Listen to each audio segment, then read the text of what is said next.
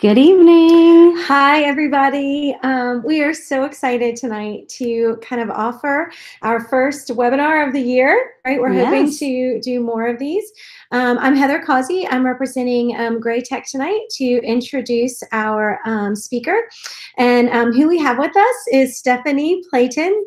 That's Stephanie. Hi.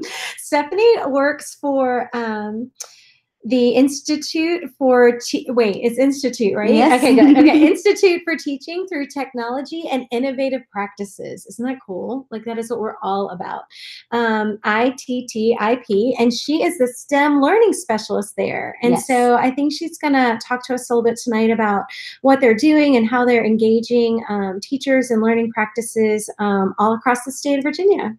Yes. So welcome, Stephanie. Thank you very much. We're so excited to have her. I will be moderating the chat over in the corner. So if you have questions that you want Stephanie to answer, please just go ahead and add them into the chat, and I'll interrupt her and get her to respond as soon as she can. So with that, I think we're ready to go. All right. Right? Sounds good.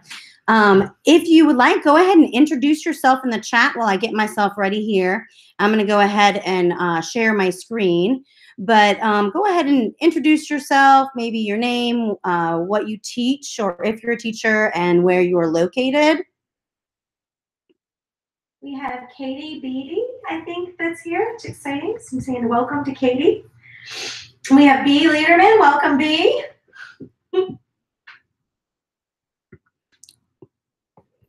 Okay. So first of all, we do want to welcome you to the webinar. You can follow GRAETC, the Greater Richmond Area Educational Technology Consortium, on Twitter. There's also a link to the Facebook page as well as to our YouTube channel.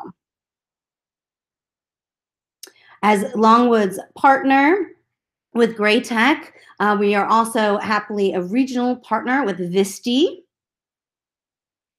And tonight's webinar is going to be on learning experiences to engage and empower students. And you'll be able to access the presentation through this URL here. I will have to grant you access after. I apologize, I could not grant access without, I can't grant access, I can't do a link that's available for everybody, excuse me. My name again is Stephanie Playton, and you can follow me at STEMGal. One of the things, hopefully, that you'll be able to take away from this presentation is either as a practitioner, some tools that you might be able to use in the classroom to engage and empower your students, or perhaps you have more of an instructor role or do professional development, and this presentation should show you what a positive professional development design can do to educators. So again, the Institute for Teaching Through Technology and Innovative Practices is an outreach of Longwood University.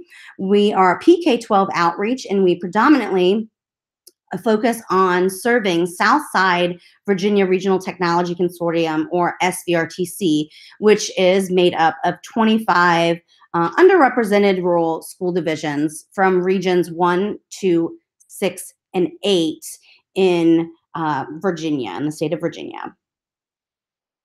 This particular presentation is going to be talking about a grant project that we started back in the summer called Inspiring Teachers for Engaged Learners. Or, of course, every good grant has to have a good acronym. We call it INTEL. And INTEL is comprised of 7 school divisions within the SBRTC consortium, and the partners were Amelia, Appomattox, Buckingham, Cumberland, Halifax, Nottoway, and Prince Edward. The grant was actually funded by the State Council of Higher Education of Virginia and is part of the Title II Part A funding for improving teacher quality. And we recruited grades 3 through 8 teachers for this particular grant. We actually have 16 participants, with a 17th participant that actually is a move to North Carolina, which has been able to still participate in the activities because we went from face-to-face to online. All right, so the purpose of the grant was to challenge the teachers with the question, how can I make my classroom more engaging for my students? So we designed a professional development opportunity that included global collaborations, problem-based learning, use of technology, alternative assessments, and what Virginia calls the 5 C's, which is part of the profile of a Virginia graduate that actually starts in the fall of 2018. But to get a head start on it, we wanted to make sure that our teachers were practicing learning experiences in the classroom that included critical thinking, creative thinking, collaboration, communication, and citizenship. The program was designed so that the teachers first met for 5 days in the summer. We actually put out a pre-survey to help identify available tools because we were working across school divisions. We wanted to make sure that we didn't run into any implementation issues once the program began. And then, of course, we also worked with the school divisions and the technology departments to get the technology that we needed in place at the schools or within the divisions in order to implement the program initiatives.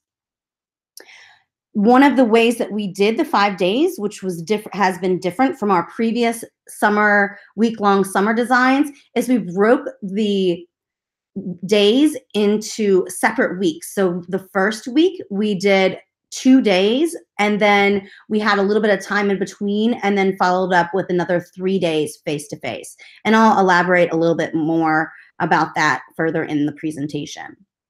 The design of the PD also included a fall book study, which comprised of 5 webinar sessions. And then yet to come, we have a spring celebration that we will be gathering and sharing our experiences with the program in a summit at the end of April. As far as one of the things that we used is as a home base was Google Classroom. And then we also integrated observations and classroom visits, as well as we use Seesaw as an ongoing portfolio tool to keep the community of practicing teachers communicating with each other. Any questions so far? I'll see if Heather if she chimes in with anything from the chat. Okay, so during the first 2 days of the summer professional development, we predominantly focused on Little Bits. And for those of you that are unfamiliar with Little Bits, they are a magnetic technology where they're basically magnetic pieces or bits that snap together and create different types of circuits and moving parts. So you can see in some of the images here, the one in the bottom left here, the teachers are working through trying to figure out how to put the bits together to create just simple moving parts.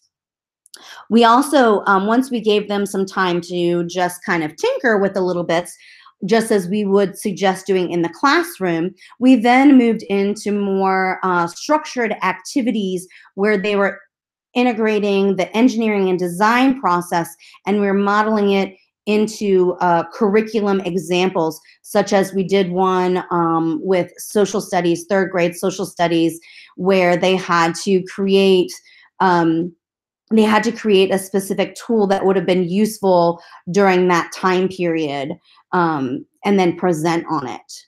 We also integrated some Skype and some Google Hangout.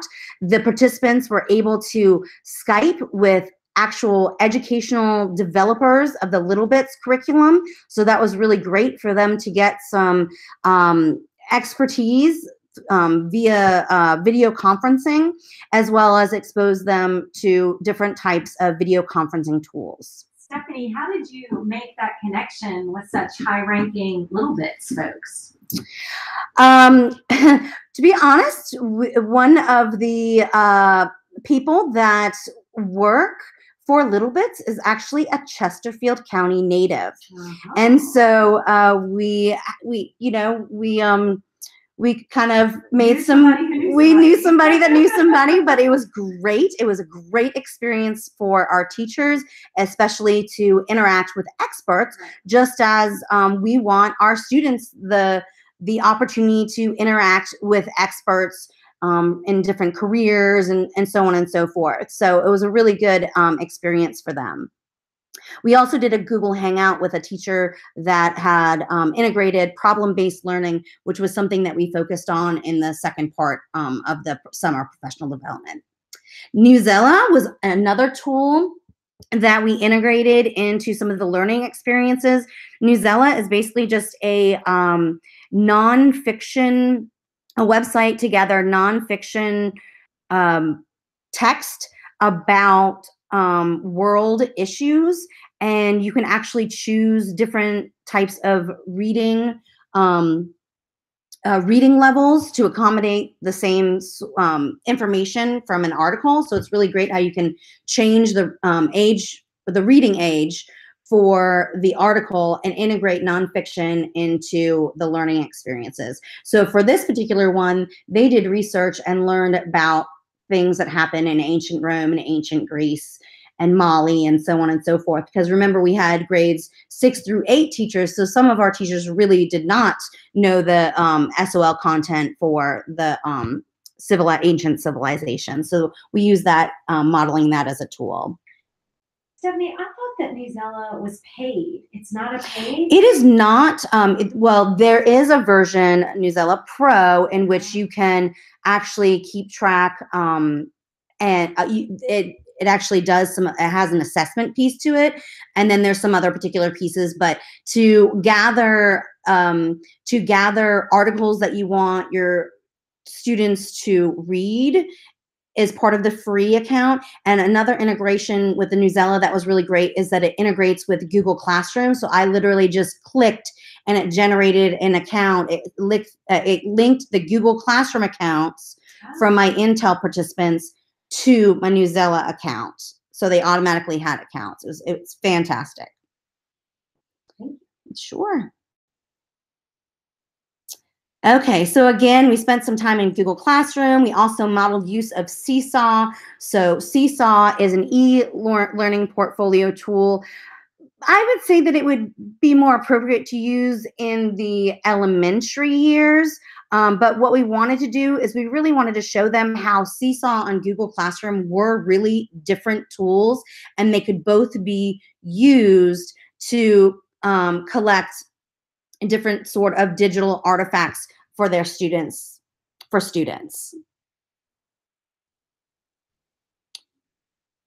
In addition to those first 2 days, we also worked a little bit with peer reviews. So we did some alternative assessments. We also did a self-assessment out of the book Passionate Learners by Pernell Ripp. The teachers were given this text. They were not necessarily required to use it, but we did use some pieces out of the book. At this point, we also did an introduction to problem-based learning. We also had discussions and examples of what engaged learners look like, and we talked about interdisciplinary learning, or you might know it as STEM or STEAM or STEM-H or whatnot, but we talked about interdisciplinary learning, and then we talked about the ways that the teachers could integrate the little bits into the classrooms and into their content areas. So they also had additional time to explore and kind of unwind from these 2 days before we left them with some follow-up work.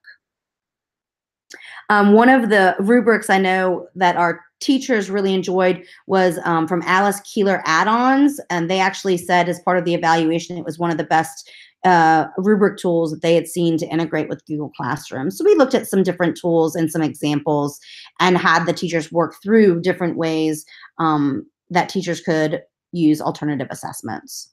Is that linked in here somewhere? Oh, the Alice Keeler add-on. Yes, yes. All right, so I'm calling this their downtime, and of course they would probably not be saying the same thing. But what we did is we sent them on with the Passionate Learners title, How to Engage and Empower Your Students, the Flattening Classroom, Engaging Minds title, which is a Julie Lindsay and Vicki Davis book. This is the one that we used for the fall book study. And then we also gave them a title, Problem-Based Learning. So they had some chapter assignments, and then they were to submit their assignments in Seesaw. So again, this gave them practice with creating digital artifacts and creating these e-portfolios.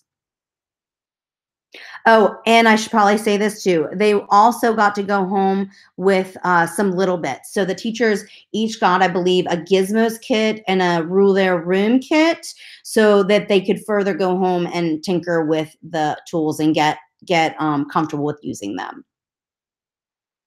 So the last 3 days of professional development, we worked very explicitly on problem-based learning components and connecting what they did in their previous learning experiences for those previous 2 days in the summer, how problem-based learning, how those learning experiences fit into problem-based learning. So while they didn't know the first 2 days, they were experiencing problem-based learning activities.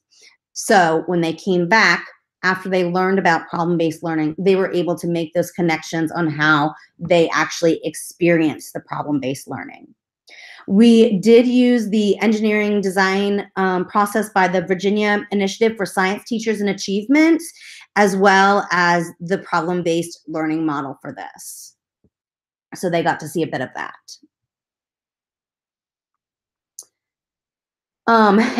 In addition, during the last 3 days, they also spent some time learning about global education and competencies, as well as a couple different global STEM continuums. The global competence matrix that we showed them was created as part of an EdSteps project in partnership with the Asia Society Partnership for Global Learning. And then the image to the figure in the top left, the Global Science Educational Continuum, is from a Cook et al. Publication, Global Science Education Continuum. And what they learned is that there are different ways that you can integrate global education to the classroom. So if we look at the two models in kind of the reddish colors here, they very much parallel each other, where in the first figure we have global awareness, and then in the bottom of this arrowed figure we have no collaboration. And then you see we have parallel activity, shared activity, limited communication, engage collaboration, and then the figure on the left has global contribution. So it's a few more steps in the continuum. But basically, global awareness is simply just that, just maybe even just reading an article that makes you aware globally about something. So an example would be even just using Newsela to to read about world hunger. So very basic example there. Then you have activities like parallel activities. An example of a parallel activity would be something like the Google Doodle. So when everybody turns in, they have the same assignment where they're creating a doodle for Google, and they don't have any communication between each other. They just are all doing the same thing. Another example of that would be like a global science fair.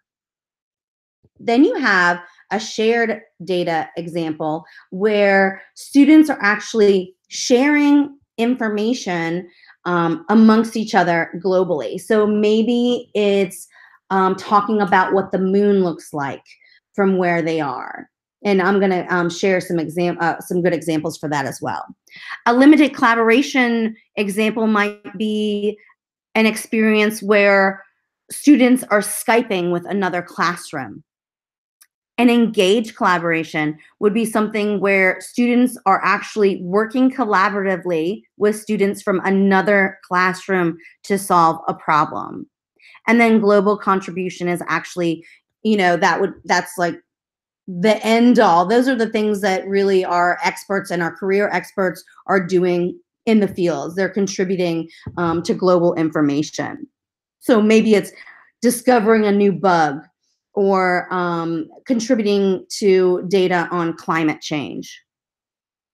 So there are those are a couple examples there. So Stephanie, did I get them all? Like with global projects, we have shared ones, we have parallel, and then we have, was there a third one, or are those just the two main ones? Shared, parallel, limited communication would be like Skyping between classes, or maybe some sort of like email communication back and forth, like a pen pals, e-pals.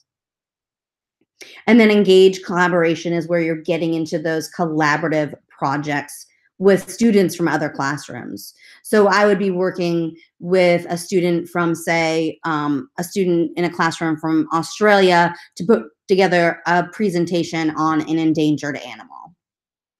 Okay, I got it. Thank you. You're welcome. Okay, so in addition to the tools that we provided them, we also gave teachers time to do some STEM exploration. So we provided them with the dot and dash robots, Finch robot, and Oli, and Sphero. You may be familiar with those. We also introduced the Little Bits Code Kit, which was actually a new tool that was put out after we had purchased the kits for the teachers. They also got to experience some virtual reality with Google Expeditions, as well as explore some circuit stickers and some 3Doodler pens. So they were exposed to other different STEM tools that they may or may not consider using in the classroom, and talk about how they could be used or what would be the pros and cons of those tools. So it was really just an experience for them to see different types of tools. So I'm so excited about this list. What were you giving as ideas for the 3D doodler? Well, actually, I'll go back. The 3Doodler. I'm sorry. That's okay. The 3Doodler it actually basically melts plastic in the pen, and you make 3D objects. To be honest, we had gotten the earlier versions of these, weren't too excited about it. But we brought them out and we wanted to see what the teachers thought. And it was very interesting because they thought exactly what we thought. We're not going to be putting this in our classroom.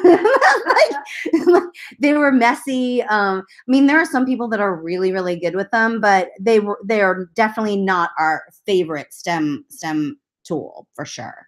So we had a comment, Stephanie, that Tamara Letter's class used the 3D doodler to make 3D shapes. Okay. In third grade math. That's okay. Well, good. Okay. And that was third grade. Right. Yes, I could see that. Cool. Yeah, I did not have very good luck with it. The first couple times I used it, and they've come out with a newer version. I don't know if it's easier to use, so I'd be interested in talking to Ms. Letter about that experience. Very cool. I'm glad that you're finding a good use for them. Okay, so at the summer wrap-up, so they had 5 full days of this professional development. Then the teachers were presented with a challenge. So the challenge was was solving that overarching question: how can I make my classroom more engaging for my students? So now their mission was to try to take some of the things that they've learned within the summer professional development and make incremental changes in their classroom to engage their students. So they were provided the Little Bits kits, as well as their exposure to all the different technologies that we integrated, as well as experiencing problem-based learning. And then they were also getting a little bit of an introduction to global collaborations, which we elaborate more on during the fall webinar.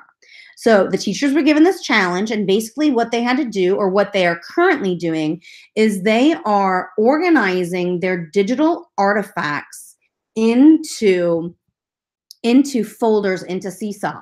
So the portfolio, as you can see in the image on the left, is broken into several components. We have classroom environments, which include the 5 C's, and naturally also include alternative assessment, global collaboration, problem-based learning, and technology integration. And I'm sorry, the problem-based learning integrates alternative assessment, as well as some of the 5 C's in classroom environment could too.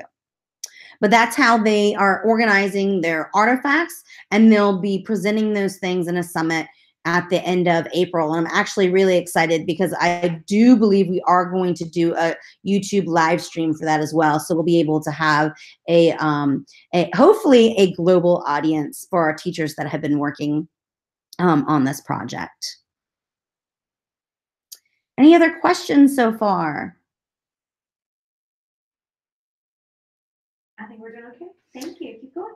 All right. So at the end of the summer professional development, teachers were also, their perceptions were also gauged as far as how much they believe this program impacted their understanding of the 5 C's, technology, alternative assessments, and global learning. And we're going to talk a little bit about the data piece of this. So during the summer, they had interviews. They also did a pre and post test, and then there were observations during the 5 days of professional development. So one of the goals of the project was to implement high quality professional activities by integrating problem-based learning and problem-based learning practices and alternative assessment. So we wanted to see, how the participation in the program relates to teachers' pedagogical and content knowledge in the 5 C's, and then what evidence they would be able to show of their students' growth in the 5 C's. And you can see we had to this data collection in various ways.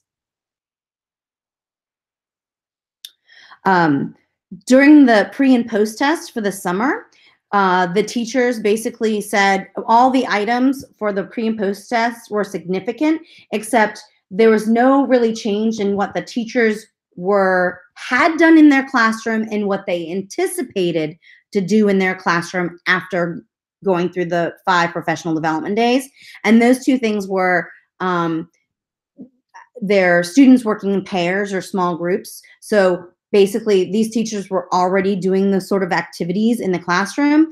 And then the other piece was the joint products. Their students were already creating joint projects. So there wasn't any significant difference between what they already did and what they anticipated from what they learned. Now, there's still they will take the survey again in the summer to see if the actual integration, if there was a significant difference in the actual integration. They were also interviewed, and they said that this program was really helpful in understanding the 5 C's and alternative assessment. They really enjoyed how much collaboration was modeled and how much collaboration was promoted among their colleagues. So one of the solicitations of the grant, I think we had 7 counties. Many of the teachers came in teams from either the same school or the same district. So this was a great way even for teachers to collaborate across schools or even within schools on what they were learning. Okay, other outcomes or things that they said is collaboration was pretty much everything. We did very little direct instruction. We modeled exactly how we thought a classroom should run. Another teacher said how it really helped open doors to the things that they could present to their coworkers to maybe try to do.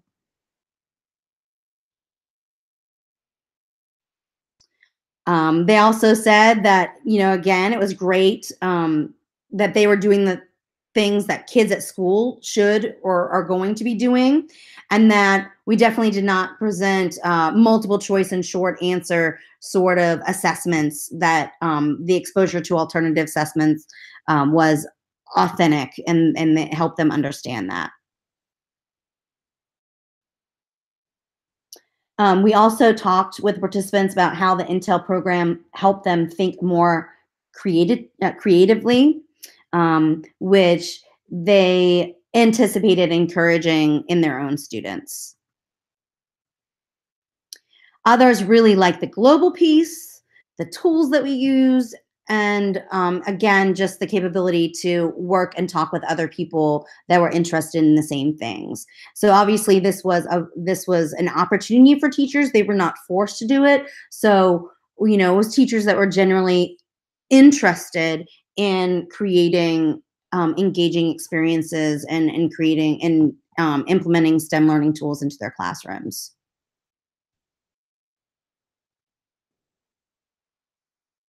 They said that it really increased their knowledge base. It gave them more ideas. And like I mentioned earlier, one of the participants really enjoyed that online rubric tool that we showed, that Alice Keeler tool. And like I said, you all will have access to the presentation. So you'll have the links, as well as you can read more in depth some of these testimonies from the teachers.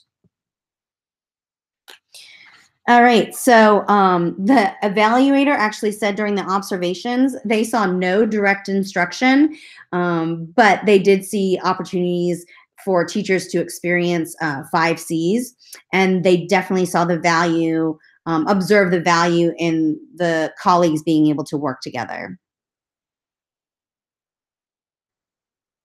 A second goal of the program was to introduce teachers to technology that could be integrated. So we wanted to know how it increased our teachers' awareness of the technologies. During the pre and post test, all items were significant, so they did find significant learnings towards that goal. During the interviews, they felt that the learning was very applicable to their work. They really enjoyed taking the time to learn the little bits technology, and then specifically learning how to implement it into their classrooms.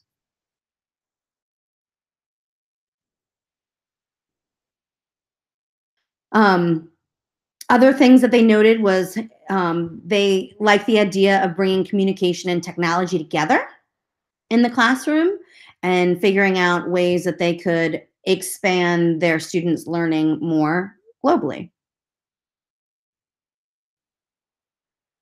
They enjoyed seeing how the technologies could be taken to the next level. One of the things that we did is we didn't focus on a lot of the step-by-step sort of activities specifically with the little bits. We had them full on creating. And then things like the Skype, where we were able to Skype with experts, as well as we talked to them about doing author Skypes and mystery Skype and Skype numbers and all kinds of different ways that you can integrate the simple tool Skype into global learning experiences. Other outcomes that the participants talked about was the opportunity for problem solving. And again, going beyond what the book tells you. So this kind of falls into what I said earlier about with the little bits. It's not just about following the step-by-step activities to build the guitar or whatever example little bits might have. It's about actually creating and critically thinking, and not that the step-by-step is not, but this provides a little bit more flexibility and a little higher order thinking when you're asking them to create something that's not just in a step-by-step guide. They also talked about how the observer also talked about how they saw technology in full display, and how they saw that the participants sought out support from each other, which is something that we would also encourage in the classroom. And they also mentioned that it appeared that after the 5 days, that teachers' comfortability with the technology was significantly increased, that it was a good amount of time for them to learn the tools that we provided to them or showed them. A third goal was developing and implementing professional development to incorporate the learning, the global learning in the classroom. And again, all items were significant for this. The interviews showed that they enjoyed the emphasis on the global implementation activities, or the types of different activities they could do, as well as understanding the importance to promoting global learning, understanding how their students can make that broader impact, and how you can provide your students different perspectives on things, thinking differently about their own circumstances, as well as promoting a sense of global learning for the classroom. The teachers really saw how it's crucial to see what other places look like, and what people look like, and the things they say, and the things that they do, and the things that they embrace. The cultures and the communities, letting them be exposed to that, as well as just the global aspect in general, and how a lot of those things are already established out there for you to use. There's lots of different educators and classrooms that are doing global collaborations and global education experiences. You do not have to reinvent the wheel. There are things that you can jump into and join projects. And it's also a way for students to kind of have some reality in seeing things globally, or people in general. When you think you've got it bad, you don't have it that bad. That's one of the comments that the teachers made. The final observation from the evaluator will be during the showcase, and we'll have our final report for that. General feedback, one of the things that they liked is the small size of the group that we had. So there were three facilitators, lead facilitators for this project. And we had the 16 teachers. They also enjoyed the timing and the structure. So again, we split up those professional development days and gave them some breathing room, as well as they liked the idea of being able to collaborate with like-minded educators. So there was a strong group dynamic. They also felt that this opportunity promoted the learning together. One of the suggestions that they had as far as the design of the project is they said it would be helpful to see what it would look like in actual classroom settings. So they wanted to see students using the tools. And this could be something that definitely school division could think about. It was a little bit more difficult as far as the university working with so many divisions, but it's certainly something that we will keep in mind as we design future professional development opportunities for teachers. All right, so in the fall, we went ahead and started the book study, Flattening Classrooms, Engaging Minds. It's a great book. Those of you that are very tech savvy, you would read it and still be overwhelmed. The book, I believe, was published in 2012. A lot of the technology tools are outdated or no longer available. However, if you are a technology integrator or really into technology, you could probably think of, or at least search for, a tool that would comparably do the same thing. So they might, for instance, they might say, hey, this is a great RSS feeder. Well, that RSS feeder is no longer available, but you can find a different one. The book, though, takes you through different steps for collaborations where teachers build connections. They talk about different communication, digital citizenship, contribution and collaboration for projects, giving students choice, giving students the opportunity to create, and then celebrating those things. So what we did during the fall book study is we went through the majority of those steps. These steps lead to what we would call an engaged collaboration on that global continuum. But we also wanted our teachers to feel comfortable knowing that these incremental changes that they were making in their classroom were also dependent on their comfort levels. We would love them to move out of their comfort levels and do something different, but we didn't expect them all to get to the point of engaged collaborations. However, this particular book study showed you how to do it, and at minimum exposed you to different type of tools that you could use in various types of collaborations across those global continuums.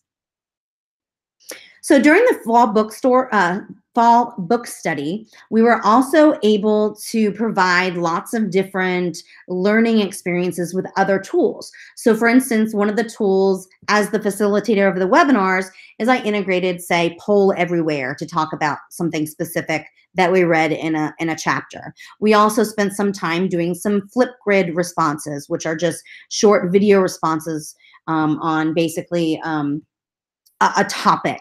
We also showed and modeled VoiceThread, using VoiceThread and Padlet. So a couple other technology tools that could be used to facilitate global collaborations. We also talked about Doodle, which is a great tool, especially for trying to plan anything across time zones.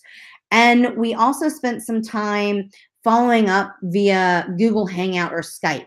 So one of the activities, the teachers would join for the book study, but then they would also have follow-up activities. So one of the follow-up activities required the teacher to schedule a virtual meeting with me via Skype, Google Hangout, or any other video conferencing tool that they wanted to test out to use for further collaborations. So it was a way for them to practice. So as far as the outcomes from the book study, we are about 8 months into the initiative now. And as you can see in comparing the global continuum to that of what has been integrated, the majority of the integrations have happened within limited collaboration. We have had a couple teachers do engaged collaborations, as well as shared data and parallel activities and global awareness activities. I changed the number on this since the last time I presented this, actually at the VISTE conference back in December. So we've had some additional global education experiences with our teachers, but these numbers are probably actually a lot larger because the teachers are doing things on their own and they're not feeling like they have to check in with me every time they do something, because it's just become something, one of those incremental changes that they've made in their classroom to engage and empower their students. So it's actually really great. I'm looking forward to the celebration here at the end of April to hear all of the wonderful things that they've done, and so that I can actually accurately display these numbers. Some of the projects that our teachers did included projects by Jen. There's lots of them ongoing.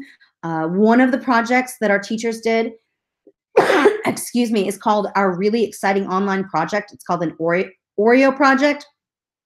The students are literally just stacking Oreos and seeing how many Oreos they can stack without them tumbling over, taking a picture and submitting the data. And so the project coordinator, Jen, then tallies the information and they tie in mathematics, mean, median, and mode, and so on. And then they also further create experiences where you can Skype with other classrooms that also participated in the Oreo project. Projects by Jen also has a annual holiday card exchange that was in December of this year. We had several of our teachers participate in that, excuse me, where they exchanged holiday cards. The theme was, I believe, stars, and they so they snail mailed cards to exchange information about how they spent the holidays or how they celebrated things in December. So they got to learn from different countries the different things that were done, or learn that, hey, it's actually warm in Australia during Christmas. It's not snow and wintry and cold. So a great, simple learning experience. Another one that was very popular was the Global Read Aloud. That is run annually from October to November. That is actually Pernille Rip that does that. She's the facilitator for that, and she's also the author of one of the books, the Passionate Learners books, that we gave the participants as part of their participation. So basically the Global Read Aloud is the facilitator, Ms. Rip, puts out several different titles that would be applicable for a variety of different age ranges, and you basically all read the book at the same time and then participate. It can be anything from a Padlet to a blog to a Skype session to Twitter exchange to a Facebook to an Edmodo class. So there's really lots of different ways that you could integrate the global read aloud into the global education continuum, anything from, parallel activities to engaged collaboration. The World Moon Project was another popular one. It runs from August to November and then January to April. And what it is basically is that you collect data about the moon, you observe the moon every evening for a period of time, and then you actually exchange that data with students abroad, and then you come up with claims and evidence about the moon and the actual perception of the moon. And if you think about it, in the northern hemisphere, we see a different part of the moon illuminated than in the southern hemisphere if you were looking at the moon from the southern hemisphere. So very cool project, especially for those that are learning about the moon. Even simple things like, hey, the moon is actually out during the day sometimes. So it kind of goes sometimes beyond the curriculum, which is what I would think we would want. Again, Mystery Skype was a big hit. Mystery location and mystery numbers. There's different types of mystery Skypes that you can participate in. There's also Skyping a scientist. We had some of our participants do that, as well as Skyping an author. We did have one class that participated in a flat classroom project, which was an engaged collaboration. So I put the project links here, but Flat Classrooms is run by one of the authors, Julie Lindsay, from the book Flattening Classrooms, Engaging Minds, that our participants also received and that we did the book study on. And one of our participants were lucky enough to win the lottery to be one of the free classrooms to participate in a project where students from different parts of the world collaborated with her students here in Virginia to come up with a solution for endangered animals. So if you get a chance to check it out, you should definitely check out the link on the Endangered Animals Wiki Spaces. It's really great. And it also shows a really great model of what the steps to global collaboration look like. If you're interested in integrating any sort of global education experiences and need a partner, I highly recommend you going to this form right here. This is a form that was created and passed around to educators that are interested in connecting with different classrooms around the world.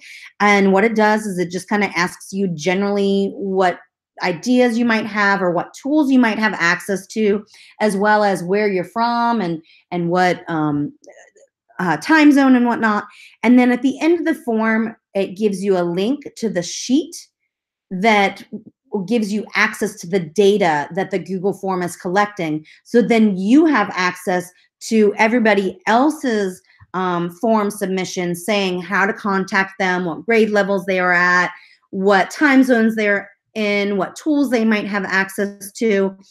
You will have to, again, ask for access to the form, the sheet that the form provides a link to you for, just because of the Google Suite settings, and I apologize for that, but I will happily give you access to that so that you can view and connect with other educators. As I mentioned earlier, our spring celebration, which is step 7 for the Flattening Classrooms, Engaging Minds book study, it says, you need to celebrate once you've engaged in global collaboration. So we're going to be sharing the joy, and I know Tamara's going to love my verbiage on that one there. We're going to share the joy in April. We're going to try to do some live streaming and share our participants' presentations of how they have made incremental changes to engage their students this year. Real quickly, I did want to wanted to bring to your attention that this experience does support the ISTE Standards for Educators. And so my next couple slides just kind of show you how it supports citizen for empowered professional, collaborator as a learning catalyst and designer, facilitator and analyst. Are there any other questions? It looks like we have about 10 minutes. So in order to get the link, we're gonna be able to share it here. But you're gonna open it after we close this tonight. Is that right? Say that again. The link for the presentation. Yeah, so the link for the presentation, you can certainly click on, or, we can share the link in the description of the YouTube channel, and then we can also tweet it out, or GRAETC can tweet it out. But what will happen is you'll just have to ask for permission to view it. Unfortunately, my Google Suite, I don't have access to just share a link with anybody. Okay. I have to grant access. And then that's, again, the same thing for if you're interested in doing the survey for a global education experience. This here will bring you to a form. And then at the end of the form is a link to the actual Google Sheet that is collecting the information from the form, in which, again, you will have to ask access, and I'll grant you access to. Any other questions or comments? I think what I'm going to do is I'm going to go ahead and put myself on mute for a minute and see if we get anything else in the chat. Otherwise, I'll just be standing by.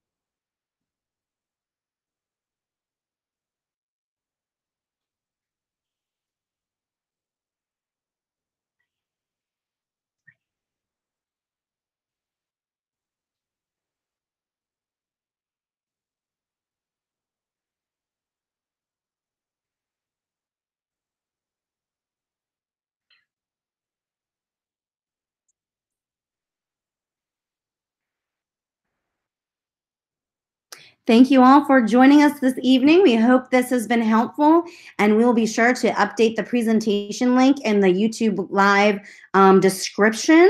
And please feel free to email me or send me a message on Twitter. We look forward to sharing additional webinars as the GRAETC organization, and we thank you so much for joining us this evening. Have a great night.